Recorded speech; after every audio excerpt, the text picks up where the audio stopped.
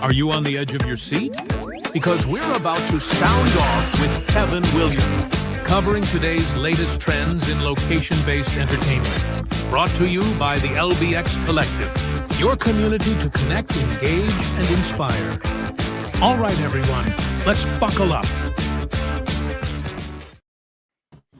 All right. Well, welcome everybody to Sound Off with Kevin Williams. This is number 88 for August 26th. And it's the last one for August, last one for this. We typically consider summer over in August, or is it like a Labor Day? Is it like, what is the end of summer like in people's minds, you think? America Labor Day, that's when the depression and the children jump out of windows knowing it's back to school. For most of Europe, I would say that it is hitting September as well. Yeah. Everybody's trying to capture their last holidays, their last breaks, vacations, whatever, so got it. All right. Well, that being said, what do we got for this round of Changing My Mind?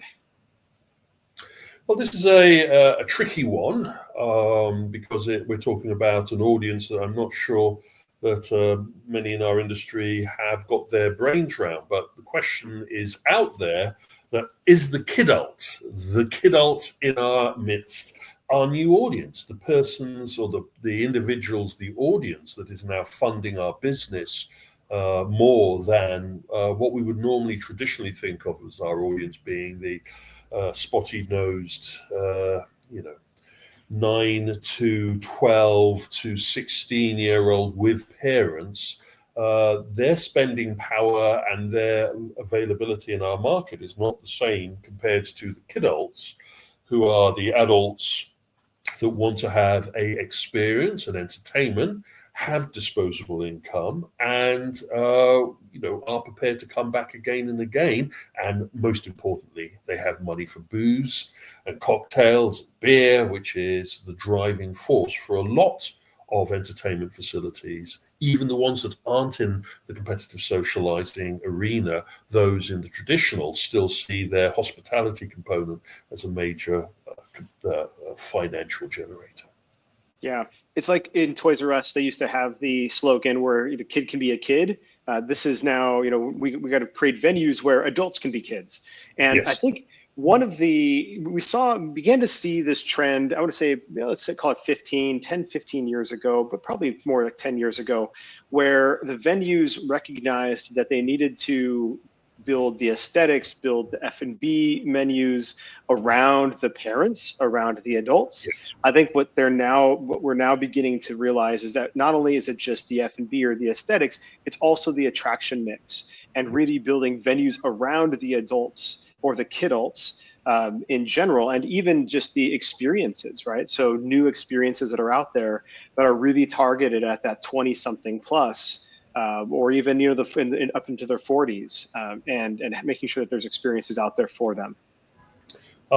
There's an operator that's just putting in some new amusement machines, and we had the conversation with them about, this particular machine is very popular with this audience and all that. And he goes, I'm not aiming at that audience. And we had to say, could you look at your numbers, please? And he had to go away and pull out, funny enough, his embed stats sheet, and where he was able to have captured the age and the playing routines of those customers. He suddenly was faced with a fact that he had been ignoring, which is that he wasn't targeting 9-year-olds and 6-year-olds or 8-year-olds or their parents. He was targeting Kidults.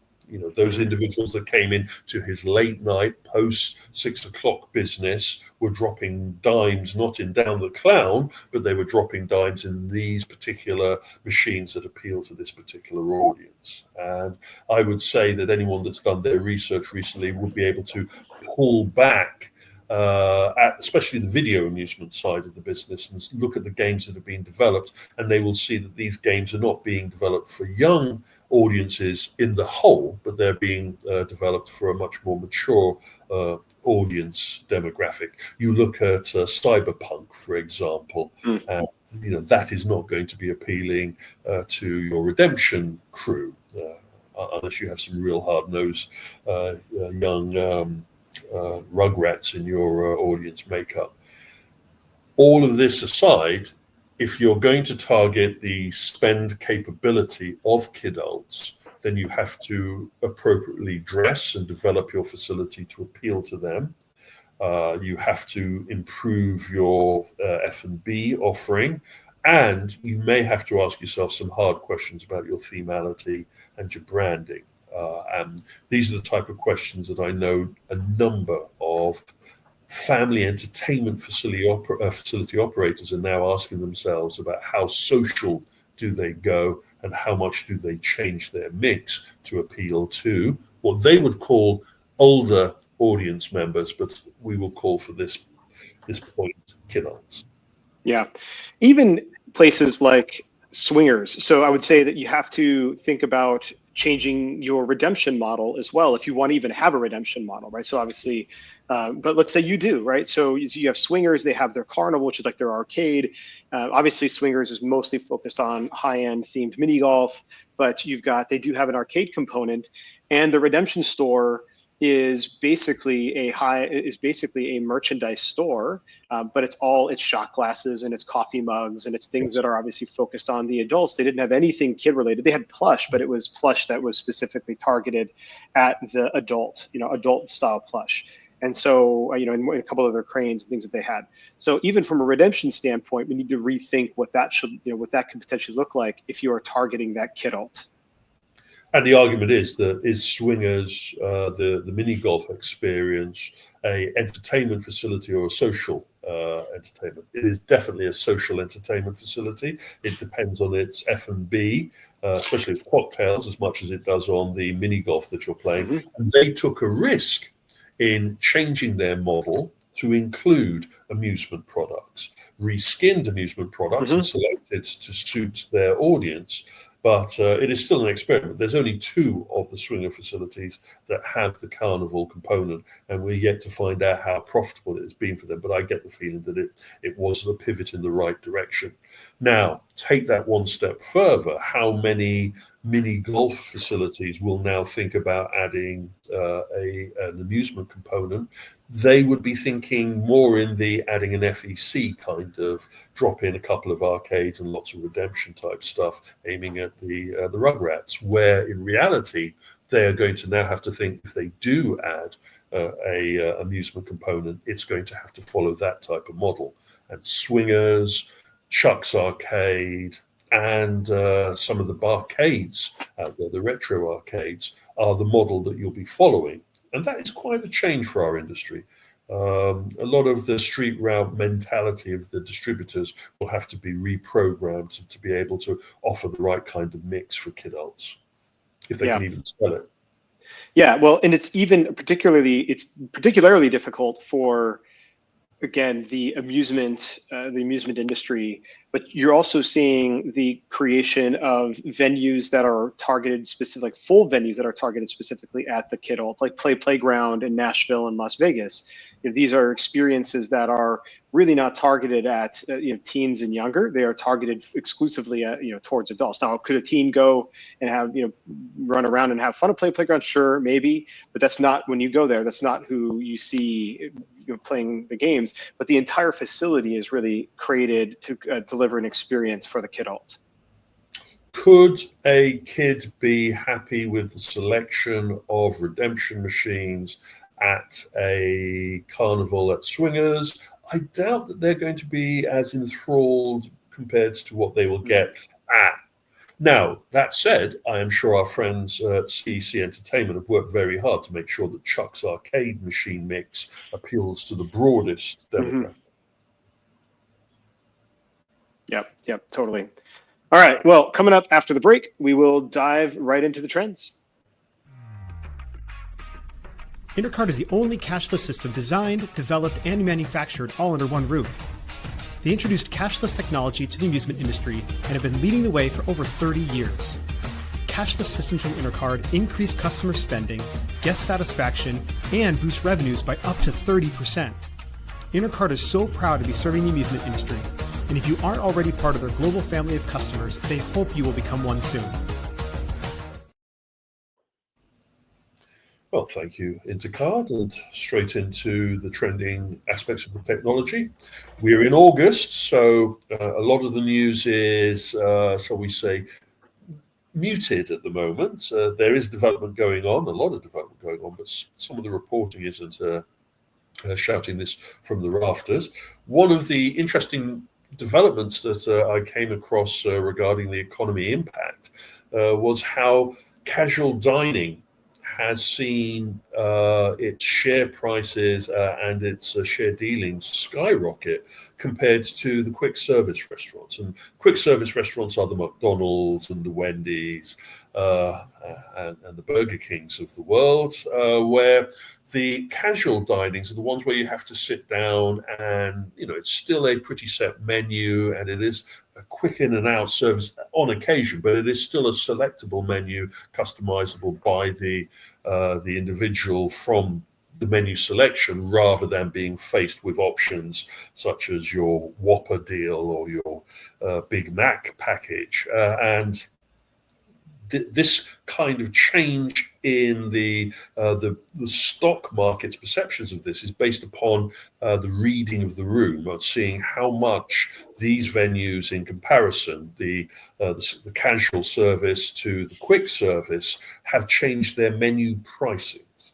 And one of those, we've seen McDonald's and we've seen Burger King and others raising very gradually their prices to meet the impacts of the financial conditions, where the casual dining industry has taken a lot of this on the chin and has consumed those price impacts, which they're going to sadly have to offload when we enter the 2026 market. So again, the stock market kind of giving us an indication of how the cards are going to fall in the service industry, which obviously has an impact on how we, with our F&B components, are going to have to play the game. Yeah, this is an interesting trend. I was also reading, seeing the McDonald's numbers here. I'm surprised to see Wendy's numbers declined as much as as McDonald's has. More or less the same trend, and Chipotle as well. That's another one that is surprising, at least on this chart. But I'm not also surprised because when you have the fact that you go to a McDonald's and I walk out if I would actually buy McDonald's food. But let's say I go to Chipotle and I walk out and it's $18 for my meal at Chipotle. Well, okay, now I could spend $25 and have a much better experience sitting down, have a better food, and granted it's not as quick, but it does begin to wonder, like, okay, am I going to pay the extra $7 for a potentially better experience when the prices are already as high as they are at the fast casual chains? You're making that decision. You're making that mental calculation about how much more you spent, where a couple of months ago, you wouldn't have been making that decision. You would have just gone with preference. I would also argue that these stock price indications tell us more about the undervaluing. One of the reasons why I expect to see Wendy's impacted at the same time as McDonald's is because some people's portfolios include both of them. Mm-hmm. When they make a decision on one, it impacts the other. But if you pull those numbers out, I am going to expect that all of them are going to converge closer together once the pricing impacts come from 2026 onwards. And again, if you're used to seeing recessional or economic downturn numbers in fast food, you see the quality of the experience rather than the quantity of the experience usually rises. We're beginning to see this in the UK with the impact on the dining. People aren't going out as much to dine, but when they are, they're spending slightly more because they want a higher experience. While at the same time, we're seeing coffee houses also seeing a surge. That is the sit down and make a coffee last quite a long time while you're on your laptop kind of approach to business. Anyway, moving on into the biz. And I said I would tell you who was going to be going into Acker Harbor. Well, we can tell you now.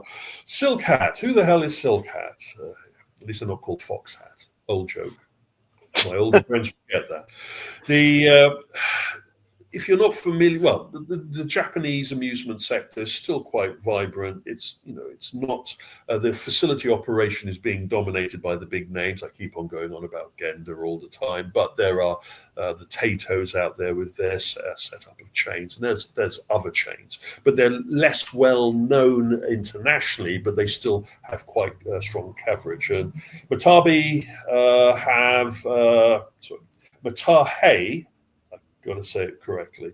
They have their Silk Hat chain. They also have a kids chain and a crane facility chain, if my memory serves me right. But of their Silk Hat chain, it's very well loved, a nice population, mainly Tokyo based, but they do have greater coverage in the islands. They have about 11 facilities, and they have done the deal with the owners of the Akihabara facility to go in there. Now, I'm told that the red awning is coming down. That's funny because Red Hat's branding is also red awnings on a number of their facilities. So I don't know if the owners of the site are going for a much more striking approach, or maybe that's where the problems are in their rent and they need to change them through and update the facility. Anyway, either way, we're seeing a amusement chain going straight in there. So that kind of shoots down the doom and gloomers in the consumer games industry that were saying that the Akihabara closure was yet again the death of the arcade sector. I'm looking forward to seeing how they're going to report this news. Talking about Silk Hat, two pieces of news regarding the chain in a matter of moments, and our friends at Konami hold their tournament game series every year, their Bimani Pro League, which has all of their music Bimani Beat Mania games. The top players gather, and as we're seeing in the esports sector, we're seeing in the music game tournament sector, each of the chain of Japanese venues have their sponsored teams, which is, a logical move.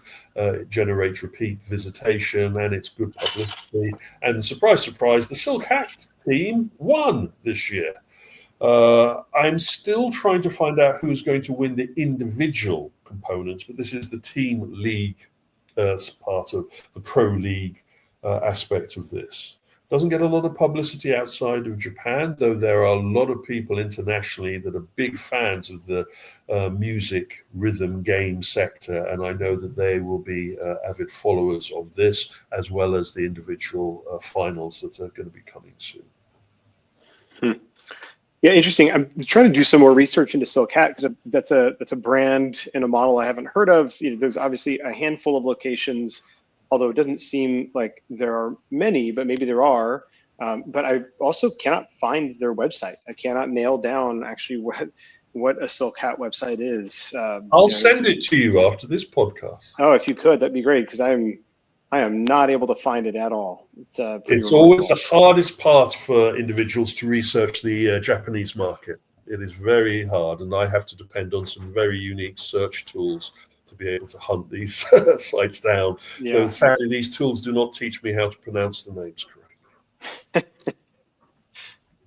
The Japanese market is going to be very important. We've just finished coverage in the latest Stinger report talking about how much the Asian culture is impacting licensing and branding, be it from the popularity of the Marios and the Sonic movies to the way that we're seeing these new clawcades embracing a very strong Japanese mix. It is a factor of the trends in our market, and I think those people that ignore the Asian influence will be very unhappy that they did. In our constant Genda moment, and our friends at Genda have done a deal with Shobi Systems. Now, this is a company that I would call the Meow Wolf of Tokyo. When you do the research into this company, they've had a number of pop-up openings. Their venues are very striking. They're very art-infused. And they had been working on rolling out a major resort, a major installation, let's call it a land or a large facility venue. That took a tumble during the COVID period, and it's only now that the operation has kind of crawled out of the malaise during COVID. Japan is one of those countries that really COVID did a number on, and it's taken a while for a lot of the service and entertainment side of that business to really get momentum back to where they were and surpass where they were. That has happened now. And in partnering with Genda, Genda will be bringing their specialties regarding the operation, as well as dropping in amusement components. But Kawari Monster Land will be opening this winter, and I get the feeling that it's going to be as successful as we have seen the Meow Wolf component has been for our friends at Area 15. Yeah, just looking at some of the pictures here, it feels very Japan. It feels very much Japanese. Lots of cosplay as well. Yeah, lots of cosplay. I mean, like they actually have live cast members who will go around and you'll interact with. So I'm assuming that they will also encourage you to go and be dressed up yourself. It feels very much like this will be successful for them. It's an interesting one, and it's one to keep an eye on, because I think that could translate with the appropriate translations for a wider international model. And it also marks a point in the sand. You know, we can plant another flag in the ground where Genda starts moving outside of their comfort zone and starts moving into what I would call location-based entertainment. Talking about moving out of your comfort zone, and we have another major development, or should I say the launch of a major move. Our friends at CEC Entertainment have decided that they're going to be getting into the active play business. So they already have their rethemed superhero play zones. They have now decided that they will be opening up in Texas a dedicated 12,000 square facility that will incorporate climbing. It will have a lot of active entertainment, ninja walls, all of that. I'm not sure how much digital entertainment interactive this will comprise. They've already got the branding rolling. They've already got the facility in the final stages. They're going to be throwing the doors open in a matter of weeks from when we're recording this, and a lot of eyes will be looking at Chuck E. Cheese entering the location-based entertainment market away from their pizza and redemption approach to entertainment. Chuck E. Cheese has really bounced back from its Chapter 11. So they've really gone and looked at their core model and rebranded their facilities, which has taken its time. They've added their active entertainment components to their rebranded facilities.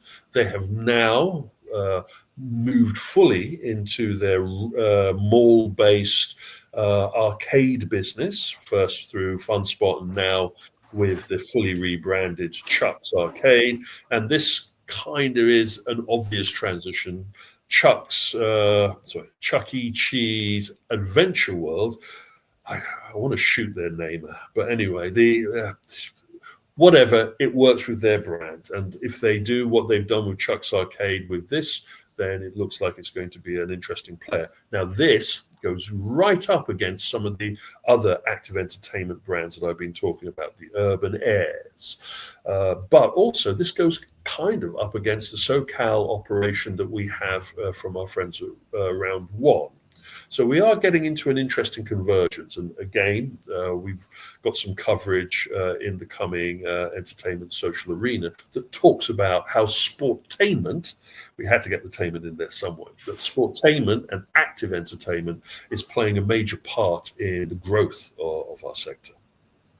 This seems very much to me to be a market growth opportunity when they're feeling the saturation of their existing facilities in the, at least in the US market. Obviously they've been doing some aggressive expansion internationally through the franchise model, but in the US market here, corporate owned, this is like, okay, hey, we need to still keep growing. We're not necessarily seeing same venue sales skyrocket year over year. So what can we continue to do to show that growth? Let's open up new types of facilities. This is interesting. I mean, this is a totally different insurance model. It's a totally different play model. It's a different marketing model as well. And I'm also, again, the adventure world, if it's not themed inside in some way, then I really hate the name. Adventure world really makes it feel like.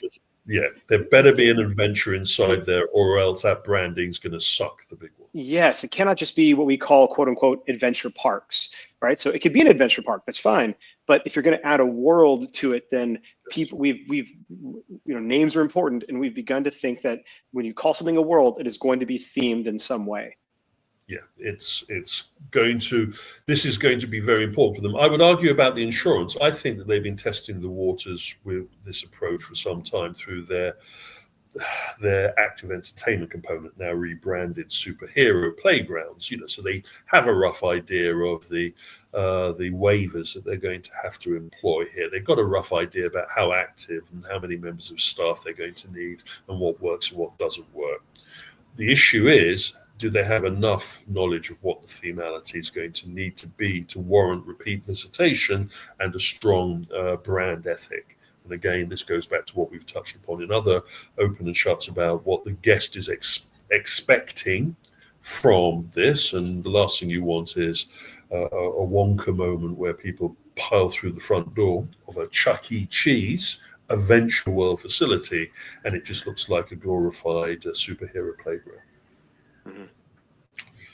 Moving on, and we've seen some ups and downs in the market. We're beginning to see sales of facilities and the handing over and the merging of facilities. That M&A is moving to a much more brutal moment, and we have a surprise sale going on. Thunder Island Water Park in New York. A well-known destination to the locals, suddenly woke up to the news that the facility is being closed down. A lot of anger, a lot of people who have their passes there, wondering if they're going to be able to use it. And then that news was followed by the announcement that the site is up for sale. So this isn't just a closure to redevelopment, but this is another sale. And this comes on the heels quite recently, only a matter of years ago, where the facility was up for sale again. So whoever's taken this on board has found it more difficult to continue. I think with all water parks across the whole of North America, we're seeing hard realities of what it takes, especially if your facility is of a certain age, especially if you were opened up in the 70s or the 80s, bringing these type of venues up where they can compete with the brand new water park and resorts that are opening up is very difficult, and it takes a different mindset. And if you have $1.5 million burning a hole in your pocket, I would not recommend you to buy this. Personal opinion. Yeah, well, I have nothing else to say. I completely agree with everything you said, so I'll just leave it at that. I mean, water park. Anyway, I have no desire. That there are other options. A water park, so. And there are other parks, water parks, that have now gone through changes. We were talking recently in a open and shut about one particular water park that has bit the bullet, found the money that is needed to rebrand and redevelop. And that is what is going to happen with many of these sites going forward. An interesting one. I'm just about to jump on the train and visit the opening of a brand new site, which is one of the benefits of being here in London during this duration. In our friends at F1 Arcade have done something that we were all alluding to when we saw F1 Arcade open and expand its operation, whether they would actually bite the bullet and be more about the simulators and the entertainment rather than the food and the beverage. And so we have the first in the Westfield shopping mall in Stratford. This is going to be a retail unit fit in rather than a dedicated space. And they have created F1 Box. Are all of these marketeers getting together? Anyway, F1 Box, feel the thrill. is 12 simulators. So they've taken, rather than at the F1 arcades that we have at the moment, where they have between 50 and 60 simulators, they've taken 12 simulators, they've put them in a much smaller component. They've themed it with the similar themality that we've seen with F1 arcade, except for the moment, no booze, no food. This is a race sim lounge, really. And this is a pivot for F1 Arcade, because when we were dealing with the team originally, they were adamant that they were focused away from the simulator esports side of the entertainment, and that they were offering a unique play experience with a social component. From the look of F1 Arcade, F1 Box so far, without actually touching the facility, it looks like that they have seriously pivoted and come up with a F1, a sports racing lounge component, minus the booze and the food, that can be rolled out into much smaller localities where an F1 arcade would be too big and too expensive. If this is the beginning of a rollout of different flavors of the F1 arcade experience, maybe with more F&B, more simulators, or even with amusement, we don't know yet. Yeah. Now, I would have assumed that this F1 box was just a smaller scaled down version of their F1 arcade. Same, maybe a smaller scale F&B, but still F&B, still very focused on competitive socializing. But again, just maybe 12 sims or even 20 sims, some smaller number, because I felt like some of those F1 arcades were overbuilt and for a much larger crowd. So like, okay, maybe they're just adjusting based on crowds, where this really feels like a total fundamental model shift in what they're trying to do. And even from a pricing, it's £17 for a 20-minute experience, which includes basically 2 5-minute races. So I'm there for 20 minutes, maybe 30 minutes from beginning to end. I spend $17, and that's all you're going to get from me. Maybe I'll play again and play again. So maybe I'll play for an hour or 2 hours, depending on how many people I'm with. But most likely, I'm not going to probably go more than twice. So I'm going to play 2 5-minute rounds and then another 2 5-minute rounds. So 20 minutes of total race time. And again, you're not going to get anything else from me because you have nothing else to upsell me. This feels very much like a barcade model without the bar component, right? The retro arcade model that is like, come in, you 1 hour, you pay your $10, and then that's it. And there's no other way to extract more per cap from me.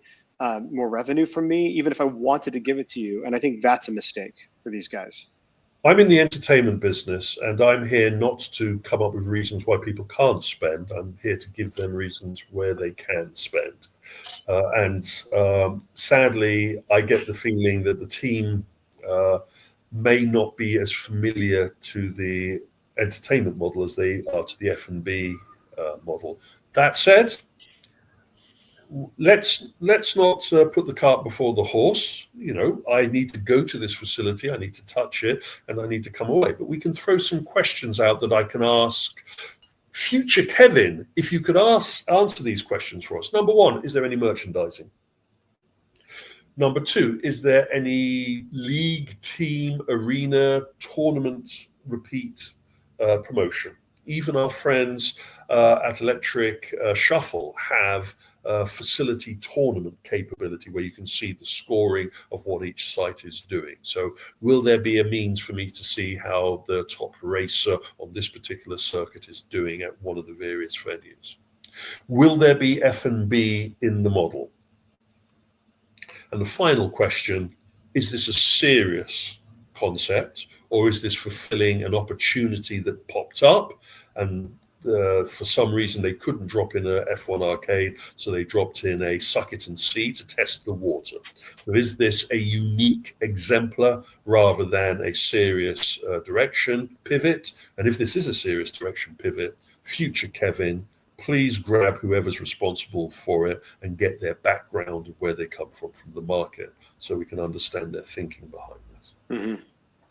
Oh, and by the way, future Kevin, mine's a gin and tonic. Of course. And future Kevin will be very angry. I even suggested that he didn't know that. But these are the questions that need to be asked, and this is part of the reason why I do the research, is to get an idea. For all we know, this could be the second, this could be the equivalent of the golf lounge, where they have suddenly come up with the right package, with the right IP that can be dropped into as many venues far easier than dropping in a full service bar and food operation with racing simulators. If you've gone through the expense of creating these race simulators and this race experience, you want to use it as much as possible. But these are the observations from our lofty position. We need the granularity to find out if they are thinking along these lines, or if this is a pivot for necessity. Looking at the AI trends, and Chuck E. Cheese again. Our friends at Chuck E. Cheese made the announcement that they've now employed AI in all of their guest-facing attributes. They call it the Chuck bot. Made me sick. Anyway, the Chuck bot is an AI tool that helps on three levels. It helps with the translation of the site. It helps with the guest selection and question answering. And it also helps with the birthday planning and the final booking process. I haven't had a chance to use ChuckBot yet. I will get round to doing that soon, but it is a tool that all venues will be incorporating at some point in the future, which is where you have a search bar or you have a machine data collection of someone going through the process. You have the Clippy art popping up and saying, we see that you're arranging a birthday party for 13 Spanish speakers at our facility. Here is all of our information in Spanish, and here are the deals that are available. Hola. So, these are the type of things that language engines can do very easily if themed and operated correctly. And we look forward to seeing how well it is integrated into the online capability, and it is inevitable that this will be incorporated into a touchscreen capability at facilities. And if you're in the party hiring business in the FEC market, you better start improving your act. Yeah, chatbots have been around for a while, but having chatbots powered by LLMs, so large language model AI, large language models from some of the core AI companies, is obviously a new thing. They are probably on the front edge here, but this is an important topic for all venues. And if you're not considering putting some form of chatbot on your site to offer support, then you are going to let down your potential guests as far as their experience and their guest customer service is concerned. You really need to be thinking about adding this on. Do you need to go and have a custom chatbot developed and created for you? No, not necessarily, but you could go and work with companies like Satisfy Labs, for example. You can work with companies. You don't go away and I would expect that CEC has gone away and burnt quite a bundle to create their own one, but we are not CEC. We don't need to go through that process. No. And it should be in your thinking already. This isn't brand new, suddenly appeared on the horizon. This has been bubbling for over 2 years, that we would have to have some kind of large language, machine learning, smart machine learning device utilized in our web presence and possibly our touchscreen presence going forward. When is Dave & Buster's going to apply this kind of technology to their touchscreen heavy front of house component? And I look forward at the AI session at IALPA coming up to see how much that session will talk about how this kind of plays into our future. Yeah, it is a ticketed FEC lunch. At least the AI conversation focused on FECs and location-based entertainment. I'm optimistic, cautiously optimistic for the value of that particular session. If these type of things aren't being talked about, why are we holding it? But I would totally agree with you. I'm a little bit skeptical of the main moderator and his his knowledge of the space. Look forward to I'm also, yeah. it is important. We can't hide from this. This isn't job for the boys. This is serious stuff that people are looking at now. We're an industry, not a retirement home. But anyway, moving on. And one of the things that we're going to be touching upon now is, now that the Stinger report and the entertainment social arena are getting back up to steam and a bit more regular, and Kevin is pulling his finger out more often, then we need to touch upon some of the subjects that are being brought up, the topics that are being risen from the research and the information that we're compiling. And one of those, the latest issue of the Stinger report that will be coming out, is touching on how things have changed quite drastically in the XR consumer arena. We're at a stage now where the VR headset is being superseded by the mixed reality headset, or even totally being abandoned, and people are now focusing more on AR smart glasses. Again, the statement that our friends at Meta made, they drew a line in the sand last year saying that this year, 2025, was the make or break year for their investment into VR. They expected that things would be sorted out, their new hardware release would sell well, that the audience that they were targeting, a much younger audience, would be captivated and their retention would go through the roof. And it is clear that that's not happening. So the talk about the replacement to the Meta Quest 3, the Meta Quest 4 obviously, has now been pushed into the long grass. It won't be coming out next year. There's going to be a period of reflection. They've been demonstrating technology advances, but they haven't really been demonstrating new product release. And we've now seen that the company is doubling down more on their AR smart glasses and their AI equipped smart glasses. Now, I have a problem here.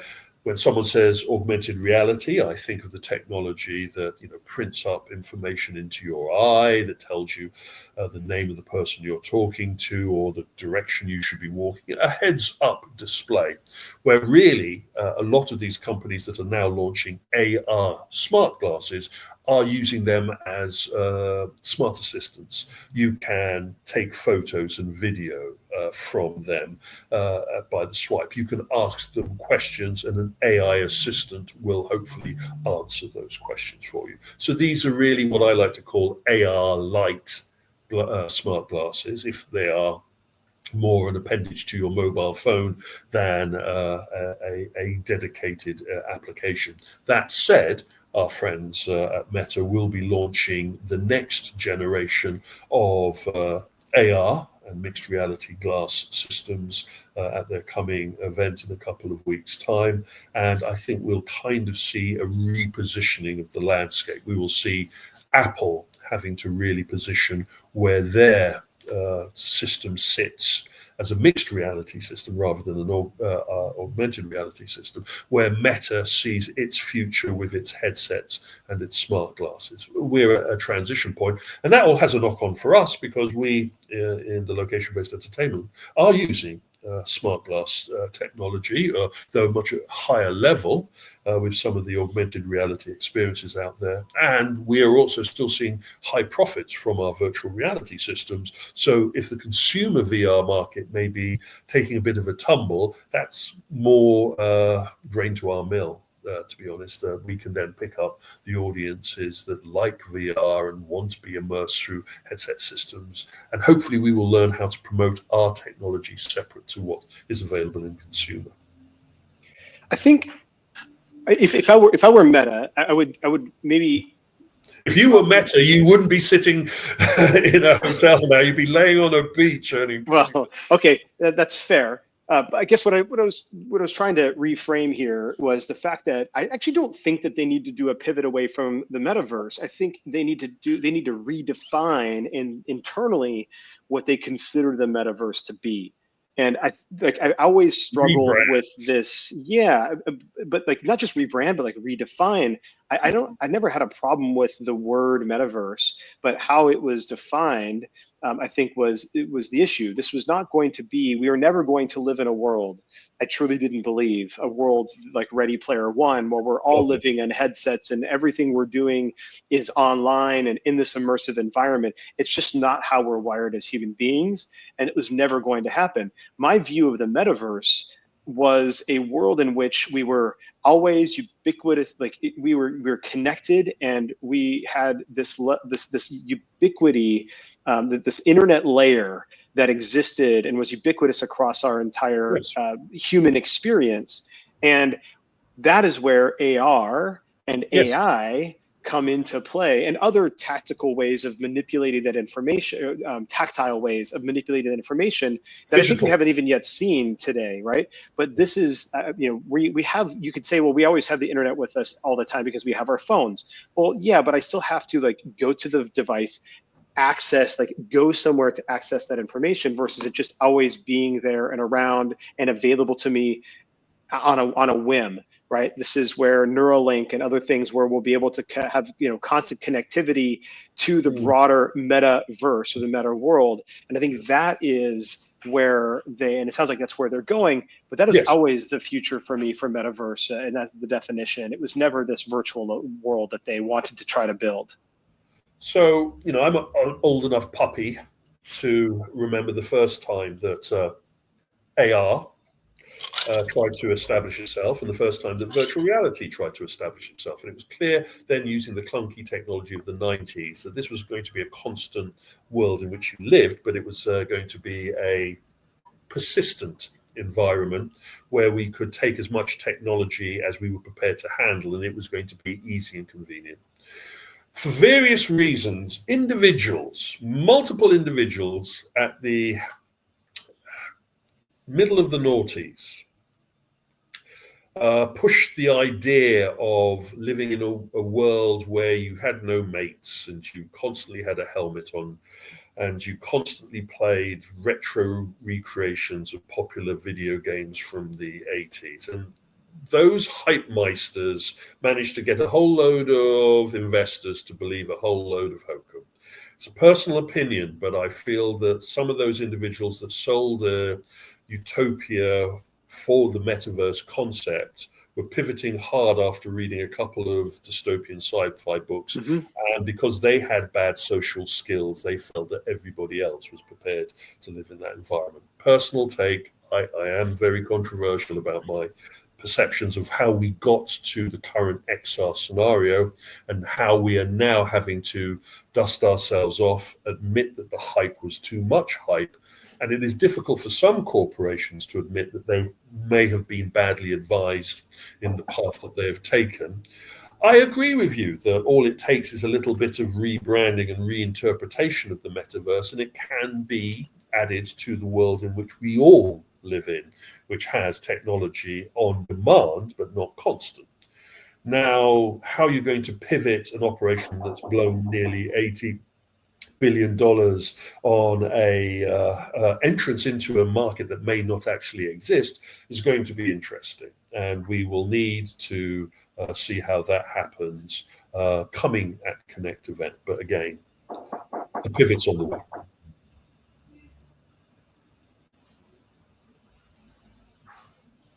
Pause. You need to take that. All right, we're back now that the housekeeping at the hotel has been taken care of. So anyway, as we were talking about. And just, to show other companies now that have pivoted into really moving away from their virtual reality investments, and now for a mixed reality or an AR reality, or they cover everything with an XR veneer. We have our friends at HTC. We all have been using the HTC Vive in the VR sector in the location-based entertainment. Obviously, HTC has had a very lucrative deal with our friends at Google, where they've sold off patents and R&D, and they have now decided that they want to get their time in the sun. They want to create their Ray-Ban moment for their smart glasses. They've released their HTC Vive Eagle systems, only in Taiwan at the moment, but it's kind of an indication of where this market's going for consumer. And again, we need to be mindful that while the consumer electronics sector pivots heavily into AR lights, we in the location-based entertainment need to make sure that our technology advancements are much higher than that. But anyway, that kind of touches upon that. Is there anything you wanted to add to that, Yeah, I mean, I think just two things I want to call out. I mean, one, just from a style standpoint, obviously you have to have the electronics and components and battery, everything else along the sides. It's come a long way since Google Glass. You know, we talk about AR glasses, obviously, but I not do that think much. I would argue that, you know, the Google Glass may have had a lot more components than or capabilities than some of these AR light glasses.